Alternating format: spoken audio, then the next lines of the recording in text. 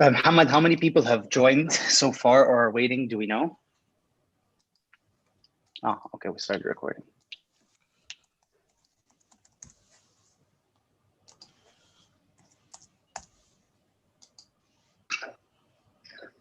Hamad, how many people have joined so far or are waiting? Do we know? 6 so far. Oh, okay, we started recording.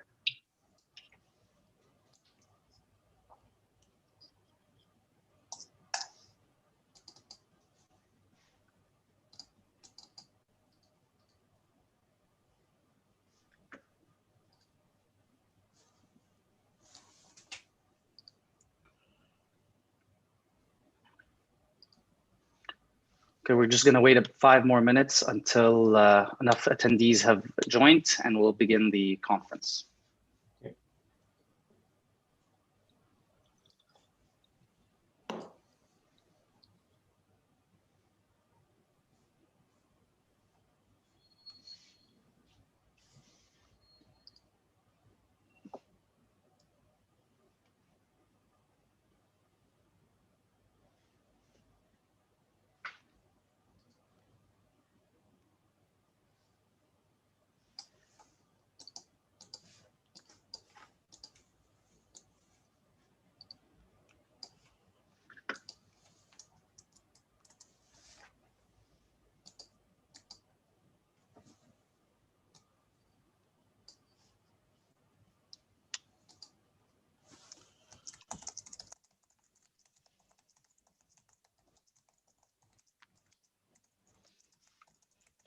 For those of you who are joining right now, we're just giving a bit of time for other people to join the Zoom webinar, and we'll introduce everyone shortly.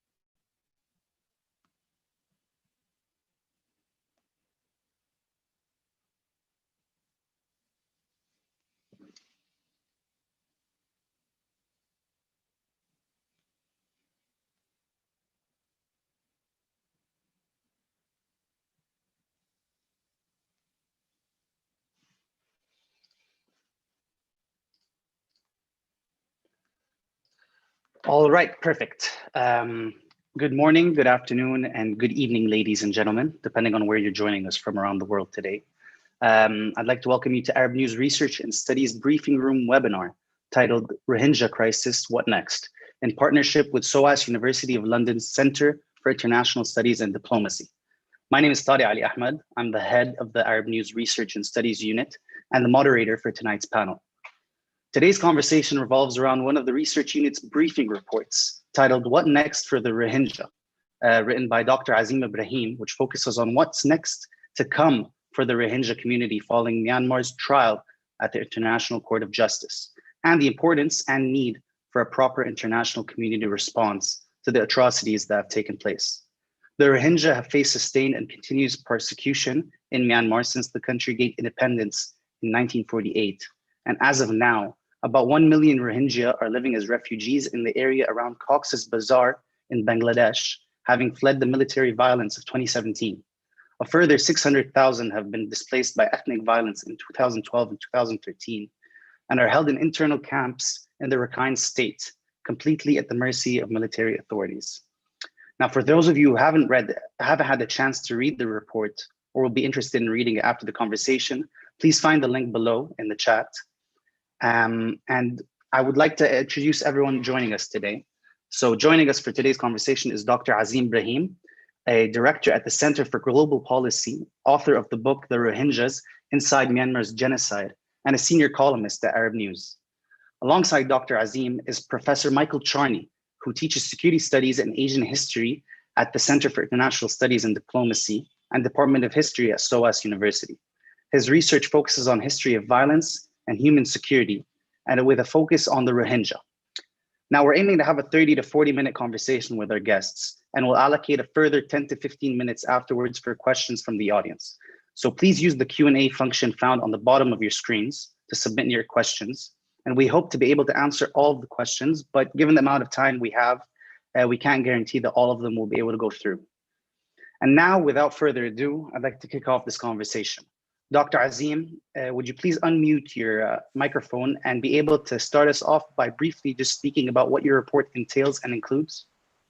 Thank you so much, Tariq, for that kind introduction. And thank you so much to Arab News and for SOAS for organizing this very important conference. So I'm just going to give you, first of all, a very, very quick synopsis of what the report actually says. But before I do that, I just want to point out in terms of how we actually got here. The Rohingya have been described by the United Nations as the most persecuted minority in the world. Over the last, almost half century, they have faced, wave after wave of violence. And this culminated most recently in the 2017 exodus of the Rohingya when they were forced out from Myanmar, from Rakhine State, which has been their historical home, into Bangladesh, the neighboring country. And Bangladesh is now host to over 1 million Rohingya refugees in Cox's Bazar, which is the largest refugee camp in the world. And I have traveled there many times myself and seen it. And I've traveled to refugee camps all over the world, and one has never seen anything like this before. This is a situation in which you can literally climb the highest hill in Cox's Bazar and look around you, and all you see is a sea of humanity living in mud and squalor stretching over the horizon. It's almost like nothing you've ever seen before. Now, the Rohingya, as I've indicated, have faced this violence for a long, long time. But most recently, it escalated in what many people, including myself and many other experts, called a genocide. This bears all the hallmarks of a genocide. So the critical question is that, why has there been no response from the international community? After all, we have seen this a number of times, and on every occasion, we say to ourselves, never again will we allow this to happen. Whether it's Rwanda, whether it's Bosnia, whether it's Kosovo or anywhere else, but it happens over and over again. And I think in the Rohingya situation, there's a number of reasons, but there's two principal reasons that I have encountered myself. And one of the key reasons is Aung San Suu Kyi, the leader of Myanmar, the civilian leader of Myanmar, of Burma. To this day, I am still meeting policymakers who I am briefing on this crisis. And to this day, they still believe that Aung San Suu Kyi is the great hope and the great change to Myanmar. So the thinking is that, look, we cannot put too much pressure on Myanmar because it is still a fragile democracy. It's a flawed democracy, but it's moving in the right direction. And we don't want to put too much pressure on it because there might be a military coup and the army might take power again. And that's something that nobody wants to see, of course. And this is just a myth that's been perpetuated by many of Aung San Suu Kyi's supporters, because the probability of a military coup is next to zero. The military in Myanmar now has the holy grail of politics. They have power without any accountability. And now they can engage, in all the genocide that they want, and all the looting, enriching themselves, and without any international kind of sanction. The last thing they want to do is to regain power and invite international attention and international scorn. So this idea of a military coup is simply not true. The second reason is what happened at the Security Council, is the fact that Myanmar has a protectorate from China, a protector, and China has been vetoing all Security Council resolutions admonishing Myanmar for its behaviour and ensuring that there is no accountability whatsoever. And China itself has ambitions in Myanmar. China has ambitions to be a global superpower, but they know that before it can become a global power, it must become a regional power. And that means keeping its regional nuclear rival, India, in check. Access to Myanmar gives access to China to the Bay of Bengal and the Indian Ocean. Thus, they can surround India completely. So access to Myanmar is quite important from a geopolitical perspective to China. So this is why there's been very little international action against Myanmar. So in terms of the situation where we are now and what does a future hold for the Rohingya, the probability of the Rohingya returning to Myanmar as it stands at the moment is very, very slim indeed. And this is the unfortunate reality. Myanmar has spent over half a century trying to get rid of these people. And now that they have managed to get rid of them, there's almost no chance that they'll take them back. Soon as that the Rohingya left, they mined the borders. Their villages were burnt down, they were bulldozed, the land has already been redistributed to local Rakhine. So they actually have nowhere to go back to physically. And this is the reality. And Myanmar is under no pressure whatsoever from any international body or international community to actually take back the Rohingya. So the probability of the Rohingya actually going back is very, very slim. Now we have a situation in which Bangladesh, who's under immense pressure, they are hosting 1 million people, costing over $900 million a year, a huge cost. And, Bangladesh has behaved very honorably in the situation in hosting these people in the first place. But they are obviously under immense strain themselves, and they have concocted this new plan of moving the Rohingya to this island, uninhabitable island called Bhasan Char, which is 18 miles from Cox's Bazar, from the coast. Bangladesh has spent over $300 million to trying to make this island, which is essentially an artificial island that emerged from the sea, to make it habitable. And this is not a solution. And I understand why Bangladesh may be trying to pursue this, but this is certainly not a solution. This is almost like a prison island. And I think that this idea of trying to move the Rohingya is something that has to be resisted. But in the eventuality that Bangladesh pursues this plan and goes ahead with it, I think the next best thing that we could do is to try to ensure that there is full international access to the island, to the inhabitants of the island, for the United Nations, for the international press, and to also allow the Rohingya that are inhabiting that island to move back and forth to Cox's Bazar to see their family members and to see their friends. And that is only in the short term. I think in the long term, the only viable solution, and most unfortunately, is for Bangladesh and other countries in the region to try to absorb the Rohingya populations, the Rohingya people into their own populations. This is not ideal in any shape or form, but the reality is that the Rohingya cannot continue staying in these refugee camps. They certainly cannot remain on this island. And it's just a question of countries now stepping up and sharing the burden of these people and trying to absorb them into their own population. And that is the only viable long-term option. And finally, I would just like to touch upon the case of the ICJ. This is the only positive thing that's actually happened to the Rohingya, is the fact that the Gambia took this initiative to initiate action at the International Court of Justice against Myanmar for genocide, for a breach of the Genocide Convention. So this is a dispute between the two countries. This actually doesn't involve the Rohingya, which is, for most non-lawyers, is quite bizarre. But this is a very positive development. And we have seen other countries now joining this action. The action has been financed by the OIC principally, and other countries are now joining this action. And very interestingly, Bangladesh has recently donated to this legal action as well, which to me indicates that they have given up on the diplomatic route. Initially, they did not want to antagonize Myanmar. They entered into negotiations and discussions to see if they can come to some sort of agreement, but they very quickly realized that Myanmar is not negotiating in good faith. So Bangladesh is now also pursuing this ICJ action. And I think the more countries that join this, the better it will be. And I think that is the only positive, the real positive development in this whole situation. So unfortunately, Tariq, what's the future hold for the Rohingya? And not much. And this is the most unfortunate reality, is that the future does not look positive for them at all. Thank you, Dr. Azim, for such a very well-detailed description of everything that you've, well, a whole case of the Rohingya as it stands. And I want to turn to Professor Charney, if he could also unmute his microphone. Professor Charney, please, could you care to comment in your capacity as an expert on what Dr. Azim has stated regarding the Rohingya and his report? Well, I think what Azim has said is completely accurate. I think he's very clearly he's identified what one of the key problems is. It's not just the Burmese government. It's not, as many people blame. It's not the way the Constitution was set up in 2010 and the way the government runs now. The military controls 25% of the seats, and you need 25% veto to override legislation or put anything in place.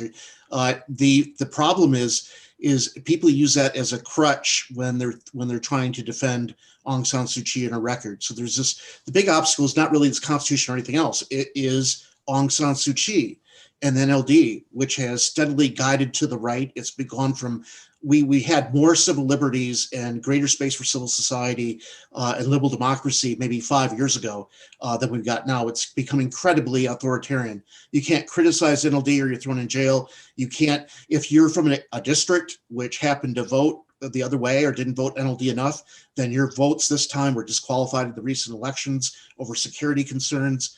Aung San Suu Kyi is not concerned about corruption in the NLD. She's not concerned about the Rohingya. She's not concerned about ethnic minorities. She's a callous, very authoritarian and very ineffective leader in terms of provoking change. But that's the big international obstacle. Everybody has this. So many countries still live with this legend of Aung San Suu Kyi, so she's untouchable because she's on the path to democracy. No, that is a myth that was created by Western governments when they wanted to unseat the military regime. I'd like to comment a little bit on the Rohingya directly, and Azim made a couple of recommendations at the end of his report. Just to state them in brief, one is that the name Rohingya be used in international bodies engaged in Myanmar, that citizenship and civic inclusion for Rohingya must be part of any discussion on Myanmar and its electoral processes, a safe return of the Rohingya that must include the restitution of their lands, which were taken in 2017. Rohingya in the internal camps in the country, there's still Rohingya there. They have to be given access to education, healthcare, and allowed to work, and that the UN should be reinstated in terms of running these camps that are all important. I would agree with all of those. I would say that probably Azim is being too modest in terms of these recommendations. I think that we can talk on the one hand, what are some of the things that we'd like to see happen, but what are some of the deeper things that have to happen? And I think it's just like Azim pointed out, it's very slim we're going to see a return to the Rohingya anytime soon, because the more fundamental things have to do with Myanmar. We have this problem of blaming the victim, the Rohingya, and how they don't fit into Myanmar. But the big problem is how Myanmar has changed. Myanmar is not a true liberal democracy. Civil society is very weak. The reason, again, is not because of the Constitution, because Aung San Suu Kyi and the NLD itself. I think that Myanmar right now, Myanmar suffers from a cult of personality built around her. Even the USDP has complained about the recent elections. Now, when Azim is making his recommendations, he's emphasizing what is doable, but I don't think they will actually fix anything. And I think he would agree with that, or that some other things have to take place before they can happen. What we need is for the Myanmar government to dramatically change, not its policies alone, but to undergo a thorough remakeover of itself. It needs a younger, more enlightened leadership than Aung San Suu Kyi provides and the uncles in the NLD, that's committed to liberal democracy and civil liberties and free and open debate.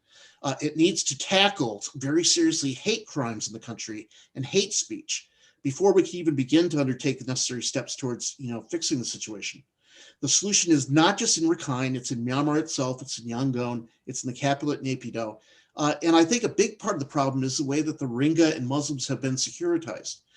In Myanmar, there was already a state ideology of Tangyen Tha since the 1960s that denied the Rohingya were indigenous this goes back to the military rule days. After 2010, however, the radical monk Weerthu and other monks turned all Muslims in Myanmar into an existential threat to the Buddhist population and to the government, and it's a Buddhist government. And so in this way, the monks securitized all the Muslims, And then this overlapped with that idea that the Rohingya per se were not indigenous. And so we have essentially two mutually exclusive arguments that get mobilized by the majority of the government, the country, and the monks themselves in different spaces. The Rohingya are not indigenous, so the Rohingya are not indigenous, so they can't stay in the country or they can't come back until they stop calling themselves Rohingya and just call themselves Muslims. So some people say if they start calling themselves Rohingya, just call themselves Arakanese Muslims or Myanmar Muslims, and that's fine. At the same time, in other spaces, they say all Muslims per se are a threat to Bamar Buddhists and are not welcome. So if they say the Rohingya, they're not welcome. If they say the Muslim, they're not welcome. So until we find some way of desecuritizing both the Rohingya and the Muslims of the country, there's not going to be any safe return for the Rohingya. And Myanmar also faces the same problem the US does, I think, with Trump. Once you've let that genie out of the bottle in terms of essentially what we have now in Myanmar is essentially right-wing populism, nativism, you can't put it back again into the bottle without hurting your legitimacy. So the government's not going to do anything regardless of whether the constitutional limitations were there or not. So I don't think any of this could be really achieved overnight or at all. And certainly not under Aung San Suu Kyi. Any solution is going to have to be post-Aung San Suu Kyi. We need a replacement of an ineffective, opportunistic, and callous leader. So I think the only solution for the Rohingya themselves, it's got to be some kind of international intervention. We need a protected homeland and UN peacekeepers. We're going to need China's cooperation because it otherwise won't work. The other thing I'd point out, and this is one of the comments that Azim brought up more in the discussion in his comments, were that Myanmar always throws out this paper threat. Well, if you're too hard on me, I'm going to go closer to China. If you're too hard on me, that's it for the steps we take for democracy, going back to military rule. Like he pointed out with military rule, they're not going to do that. Right now, the Damodel, it operates in the same kind of way that an armed group does in a fragile state in Africa and other places. It wants to keep the conflict type climate going on in these peripheral areas because the generals make special deals and benefit from the types of resources available to these places they can't get if there is actually really strong national oversight and the ethnic minorities in the area are well off, and these areas are not in a conflict situation. So they maintain these things just like an armed group does in many of these fragile states elsewhere. The other thing about China is this is a long-term part of Southeast Asian political culture. They have historically had states stuck between different, more powerful states, and it's always been the case that they shift back and forth to whoever has more to offer, sometimes to both at the same time. But part of that is they don't want to be totally subjected to that. They know if they grow closer to China, they'll never be able to extricate themselves from that completely. So we don't have to worry about putting pressure on them running to China because they won't do that. They'll pull away on their own. It's just that too many Western diplomats and others are willing to, don't go to China. They're not going to do that. But we really need to put the Rohingya first and stop worrying about these kind of empty threats that Aung San Suu Kyi and NLD put forward. Those are the comments I'd make on this. Thank you. Interesting points being made in what you just said. You've spoken about the genocide ruling in terms of the trial at the ICJ, and what kind of international response warrants, what kind of response from the international community must be done. So, Dr. Azim, I wanted to ask you basically, given that the discrimination against this Rohingya minority is deeply rooted within the state institutions and society, what are the pivotal measures and efforts that need to be taken by Myanmar's government specifically to avoid the conflict's recurrence, given that the fact that that proving that intent of genocide and the government's knowledge of such actions is very difficult to prove? What kind of steps should they be taking in order for them to stop this from happening, given that the Rohingya are now classified as an extremely vulnerable community within Myanmar? Yeah, no, Tarek, it's a very good point. And, the ICJ action in the International Court of Justice is very interesting. I think before this action was initiated by the Gambia, I don't think most people even knew what the ICJ was. I think most people confused the ICC, the International Criminal Court, because and they were familiar with that because of the Yugoslav tribunal, Milosevic, Karadzic, etc. But the ICJ, what exactly is that? And the most interesting thing for me, the ICJ action, is that this avenue actually existed in the first place. The fact that it took a tiny little African country that has no interest in Asia at all, no interest. I think they had 2 diplomats in the entire continent of Asia. That took them, the ability to initiate this action, I think, is actually reflects very poorly on the rest of the world, particularly the countries that are the architects of the Genocide Convention. But the fact that the Gambia has now taken this action, has initiated this action, I think it should now be seen as leading the way for other countries to join it. And I am aware that there are other countries that are looking to kind of join in one capacity or another. So far, the ICJ has made a ruling of, well, they haven't made a ruling of genocide as such. That takes a long time, but they have essentially offered what you would kind of think as a caution, as a restraining order on Myanmar, to say, well, look, this population is very vulnerable. We need to have access. Myanmar has to report back every 6 months or so in terms of what actions they are taking to protect this minority group. Now, this report that Myanmar produces goes to the ICJ and it goes to the Gambia. It is not made public and is not made available to the Rohingya, which is itself is quite a bizarre situation to be in, and the victims of this don't actually have access to this unless the Security Council decides to make it public. But as it stands at the moment, this is where we are, and at the end of the day, we have to ensure that this action succeeds, it goes forward, and Myanmar is under, at the moment, they seem to be under very little pressure to actually comply with any sort of orders whatsoever. But I think your point in terms of it's difficult to prove genocide, I think this is probably the case. I think it's probably one of the easiest cases we've actually seen of genocide. Most of these military generals, most of these military leaders, Tatmadaw, etc., were very clear and explicit in terms of their intentions of removing the Rohingya from their country. Multiple number of them put posts up on Facebook, etc., saying that, look, this is unfinished business. These people don't belong in our land. We're going to remove them very quickly. They'll never come back, etc. So all of this is available, in the public domain. It was in Facebook posts and other kind of avenues. So this is probably one of the clearest cases of the intention of the Myanmar military to engage in genocidal behaviour. And for a long time, people believed that, look, Aung San Suu Kyi had no idea what was going on. And I accept that she does not control the military directly, even though she's a civilian leader. But the fact is that she was fully aware, as is completely transpired now, by the fact that she appeared at the ICJ defending the military and its actions and its genocidal actions. So there's no ambiguity at all in terms of what Aung San Suu Kyi knows and what side of the equation she comes on.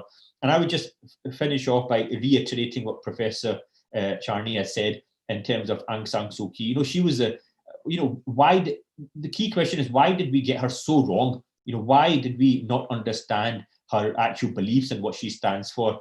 And one of the reasons I believe is the fact that, we in the West, we like to have our heroes on a pedestal. We like to have our heroes untarnished and almost saintly-like figures. And her story is one of the best stories that you'll ever hear. Here is the daughter of one of the founding generals of Myanmar, placed under house arrest by her father's former colleagues. She's Oxford educated. She's beautiful. She's articulate. She speaks the Queen's English. She's got a Nobel Prize. Now she's out of prison and she's opening up her country to democracy and human rights and free markets. This is fantastic. We love this stuff. We like to make movies out of these kinds of stories. Here's somebody who's come and tasted our lifestyle in the West, tasted Western democracy, and is now going back to her own backward country to turn it into our country, to turn it into the West. Oh, this is fantastic. We make this mistake over and over again and multiple times. If you remember Bashar al-Assad, who's being quoted by Tony Blair as the great reformer, the London-trained ophthalmologist who's going to reform his country, and he turned out to be one of the greatest mass murderers of our time, or Saif al-Gaddafi, the same thing, PhD from the London School of Economics, the new visionary of Libya, or Kim Jong-un, who educated at a Swiss boarding school, who loves basketball and Disneyland, and now he's threatening us with nuclear annihilation. We make this mistake over and over again without realizing that many of these people are ideologically committed. And if you look at some of Aung San Suu Kyi's earlier writings, and much of people have written about this, even at the time when she got her Nobel Prize, some of her earlier writings, it's quite clear that she's a Burma Buddhist nationalist. Like many of the elite in Myanmar, many of them believe that Burma is a country just for the Burma Buddhists, and these minorities just happen to be there, and they don't actually belong, and they'll never be loyal citizens of the country. And this is why Myanmar is a country that's been at war with almost every single ethnic minority since independence. These are the longest running civil wars in the world. And it's not just the Rohingya that are victim.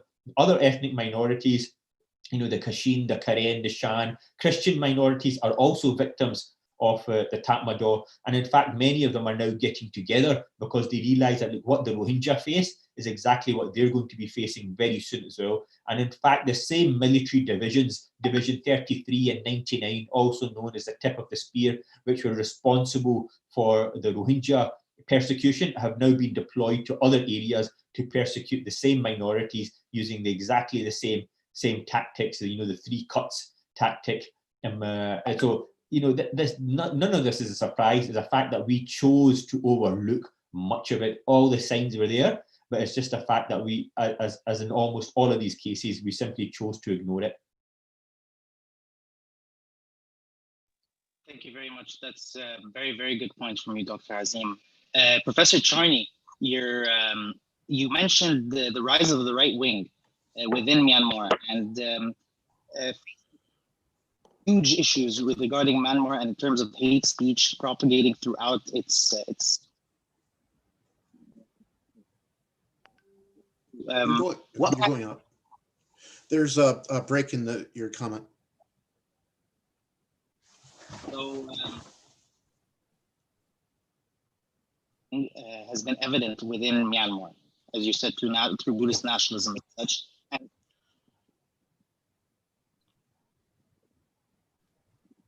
facing you're cutting out, Tariq. You're cutting out. We're not hearing everything. I think I have the gist of your question, though. Maybe I can comment on what I think it is. Hello, can you hear me now? Yeah, now I can hear. Yeah. Okay, sorry. Apologies to everyone watching as well. So basically, I was asking you about the rise of the right wing within Myanmar, and you stated how it's when the genie's out of the bottle, it's out of the bottle. Facebook has been facing much scrutiny and criticism regarding how it's been dealing with hate speech in Myanmar specifically. So I wanted to ask you to comment on that and what kind of international response. So this doesn't only warrant a response from international states and government, it also warrants a response from corporations such as Facebook that really play a huge and vital role in propagating and spreading this kind of language and the narrative across the region. Yeah. Facebook obviously played a big role in what happened before, and they've taken steps. I don't know if it's sufficient steps to de-weaponize Facebook. So they have people who monitor the chat, and there's a lot of restrictions on what you can say now, especially, well, partly in response to fake news, but also in response to hate speech and this kind of thing. So they've tried to reel that in, and there's an antitrust case right now that we'll see whether Facebook really retains the kind of hegemony it has later, whether that has an impact as well. But in terms of, I think the bigger issue is what responsibility does the world have, or what can we do to fix the situation?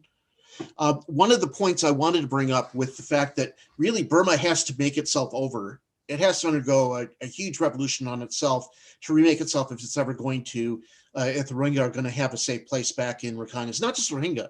The Rakhine Buddhists are in danger too. They're probably next. So what I would suggest is until Myanmar fixes itself, what we really need to do is remove Rakhine from Myanmar. And the opportunity for that is, well, first of all, I should point out that as a historian, I should underline the fact that Rakhine is historically separate from Myanmar. It's something that was integrated into it as a result of the British brought it into well, first briefly the Burmese, and then the British brought all Burma and Rakhine together. So it's not naturally part of Burma, of Myanmar. Both the Rakhine Buddhists and the Rakhine Muslims, the Rohingya, they are completely separate from the Myanmar Buddhists. They have a long-term history. It's completely independent, different culture, everything else. We already had the Arakan army in place, and we know that most Rakhine are unhappy with being under Myanmar's rule. We also know that in the recent elections, then they invalidated a lot of the vote in Rakhine. So it just seems to me that one of the things we should be doing is supporting dialogue between the between the Rakhine Buddhists and the Rakhine Muslims, the Rohingya, and supporting maybe a bigger role for Arakan army in dealing with the future of Rakhine. And I think at a certain juncture, if maybe holding a plebiscite or something to figure out where the Rakhine really want to go. Do they want to remain part of Myanmar or go on their own path? I have a feeling that both Muslims and Buddhists there would want to go on their own path. Thank you very much, Professor Charney. I'd like to ask one more question to Dr. Azim before we turn to questions from the audience. Dr. Azim, you recently actually wrote a op-ed with Arab News regarding the Rohingyas' move from Cox's Bazar to Hassan Shah. And many argue, including yourself, that this will only catalyze the crisis and is an inadequate response from the international community. So based on this and the way that things are moving forward, where and how do we see the Rohingya crisis heading in this future currently? Yeah, Tariq, the whole issue of Bashar Char is very unfortunate. As I indicated earlier, this is an island about 18 miles from the coast, and it only emerged from the sea in the last few decades. So it's not really, and it's all built on salt and silt, and is prone to monsoons and hurricanes and cyclones. The Bangladeshi government has spent a considerable amount of money trying to flood-proof it. They have barriers as high as 19 feet to try to make sure it does not get flooded. But much more important than that is that the island is completely isolated. The inhabitants of the island will be completely dependent on Bangladesh, and it'll be completely dependent on the handouts. It cannot be economically self-sufficient or economically viable. And this is just not a situation to put anybody, particularly people that have suffered genocide and persecution for so long. And as I indicated, I understand why Bangladesh is keen on pursuing this. They themselves are under a lot of pressure. One of the times I visited Cox's Bazar, the camps, I remember meeting some of the local Bangladeshi population within Cox's Bazar. And, at the initial stages when the Rohingya refugees were crossing over the border, there was lots of goodwill towards them. And rightly so. Bangladesh, the local community accepted them with open arms, provided for them, and it was a very, very positive development. But obviously, as time went on, the Rohingya were living on handouts from the various international NGOs, and the local community would see this, and rightly so. They would ask that, look, we are just as equally as poor as many of these Rohingya, and we are getting nothing. There's no handouts for us. We are not getting 2 or 3 meals a day. We're not getting shelter. We're not getting anything. So this kind of resentment is inevitable that it builds up.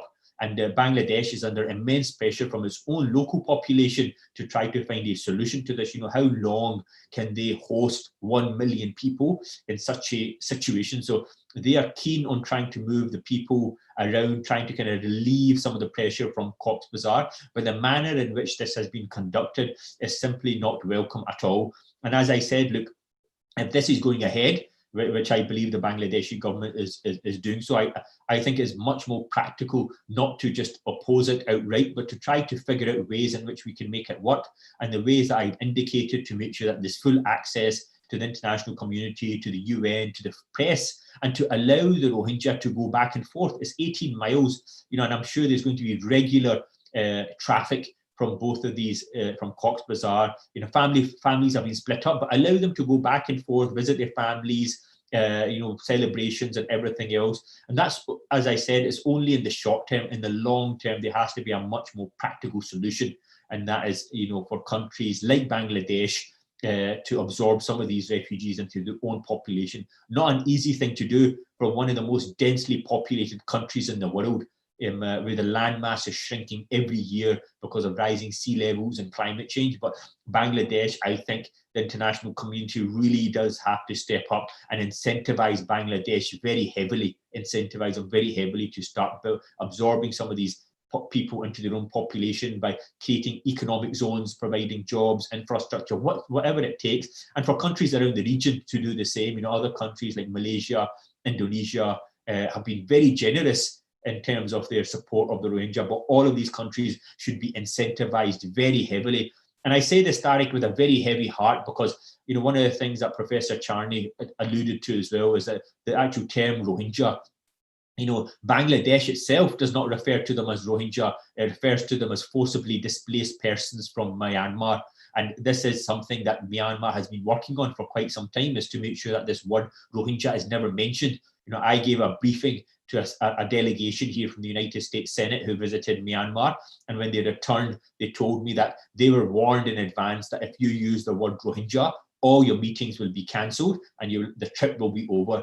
And if you remember, even the Pope, when he visited Rakhine, he did not use the word Rohingya. Only when he got to Bangladesh did he actually say the word Rohingya. So this is a mechanism by which to wipe out the identity of an entire people. This is cultural genocide. And it is very difficult to support solutions in which, you know, the entirety of the Rohingya identity will be wiped out. You know, if these people are absorbed throughout the region into different countries in Pakistan, India, Bangladesh, Malaysia, what will it mean to be a Rohingya 1 generation from now? What will happen to their language, their culture, their way of life, their identity? It'll all just disappear, almost like the Native Americans. Their entire civilization will be wiped out. But the reality is the current situation is not sustainable, and for countries to take and equally share the burden is the only viable thing to do from a human perspective. But from a cultural perspective, from a Rohingya identity perspective, it will be most unfortunate, because I really cannot see the Rohingya identity surviving more than a generation or two. It will simply be diluted, and this is most unfortunate. But unfortunately, this is probably one of the only practical solutions that we have. Thank you very much, Dr. Azim. Both Professor Charney as well, for both of your comments regarding the paper and regarding the Rohingya crisis. Now I want to move forward to a couple of questions that we have from the audience members. One from an anonymous sender. It's very easy to propose recommendations, and both Dr. Azim and Professor Charney have done so. However, how do you push the implementation of solutions? Who needs to put pressure, and on who does this pressure need to be put on in order to start seeing some progress? I'll let Professor Charney start, and then Dr. Azim can follow up. Well, it depends on what you think are the main problems. And of course, I see multiple problems at work, one of them being Myanmar itself. And the way you change this situation, it sanctions and other international pressure, not, like Azim points out, not bowing over and bending over and not using words like Rohingya and stuff. Hold them accountable to it. Have an in-your-face attitude when it comes to this. Rohingya is the right word. Don't allow them to use another vocabulary in international fora or in diplomatic relations. The other part of my solution I've already mentioned, and I think we need to pursue until Myanmar is able and willing to change in a more thorough way in how it deals with ethnic minorities. Really think about autonomy or some kind of international intervention or international presence. Obviously, the Myanmar government doesn't really represent most Rakhine people, whether they're Buddhist or Rohingya. Certainly, I think if you take any vote with the Rohingya, that they're going to say that. And I think for most Rakhine Buddhists, they'll say the same. So how do we have them adequately represented by somebody? How do you fix that situation where the state is the enemy? Where the Myanmar government is ruling Rakhine like a colony? How do you, like how do you allow them to have self-determination? That's something we have to think about. So a referendum of some kind, how do you make that possible? Some kind of military intervention? What would legitimate that? Well, you already have an ongoing civil war there, and you've already got 1 million people who have suffered genocide and have been forced out of the country. Thank you, Professor Charney. Dr. Azim, would you like to take a crack at this? Yeah, like I said, Tariq, there is no easy solutions to any of this. You know, this is a really difficult problem. One of the reasons I believe why the Rohingya issue has been very difficult to get much traction in the international community. And I've given presentations on this, different universities, academic institutions, and think tanks, and so on. And one of the questions I always ask the audience is that, look, you've come here to hear about the Rohingya, so you're clearly interested in the topic, but I bet you not a single one of you can name me a single Rohingya person, and none of them ever can. And this is one of the real difficulties that the Rohingya have, is that they really don't have an international presence in terms to lobby for them, to raise awareness of their people, and so on. Like if I mentioned to you another people that are victims, the Palestinians, you can name me a few Palestinians, Yasser Arafat, Mahmoud Abbas, Gigi Hadid, the supermodel, the Syrians, for example, who are also being persecuted. The Syrian National Coalition has an office here in Washington. They have a, effective operation in terms of getting their message out, Syrian Human Rights Observatory, and so on. Who are the Rohingya? There is nobody of Rohingya origin in Silicon Valley who's made, who can say, I'm going to get $5 million of my money in a public awareness campaign for my people. There's nobody of Rohingya origin in the British Parliament or the European Parliament or any other parliament that can make this their pet project. There's nobody of Rohingya origin working in Al Jazeera or BBC that can take this up as a personal cause. These people really have been disenfranchised for decades upon decades. And I'll tell you very quickly a story, Tariq. Here in Chicago, we have a Rohingya cultural center. And I remember meeting the lady who was teaching the refugee families English. And she said to me, Azim, it is so difficult to teach these people English because most of them don't know their own language. And many of them have never even held a pen. So this is the situation that they're in. So they're hardly going to be effective lobbyists, on Capitol Hill or Parliament or anything of that. But they literally be rickshaw pullers, fishermen, and labourers their entire life. And this was an organised, systematic campaign by Myanmar to disenfranchise them. So it's very difficult for the issue to get much traction. But in terms of solutions, I would say that there's three things that we could certainly do. I think the international community has to step up, as I indicated, to help Bangladesh to absorb some of them into their own populations. I think the international community also needs to support the ICJ action. I think that's probably the easiest thing to do, and it's probably the most realistic thing to do as well, for them to support it. So that does not necessarily mean joining the action, but even supporting it. And there's multiple articles under which you can actually support the action. If the international community does not step up to this action, then I believe, and this case fails one way or another, if it does fail, then I believe the Genocide Convention of 1948 is dead. I think we really need to, there will be no other action of this kind. If a clear case of genocide like this is dismissed and failed, there will be no other cases of genocide ever. And then I think we'll have to revisit the entire situation of the genocide. And I think the third thing that we could do is to put pressure on Myanmar to actually reform its behaviour. I think Michael is absolutely right, that there is just no pressure on Myanmar at the moment. They can literally get on with whatever they want. They've had elections recently, which are lauded around the globe as being these fantastic a fantastic example of democracy in Myanmar.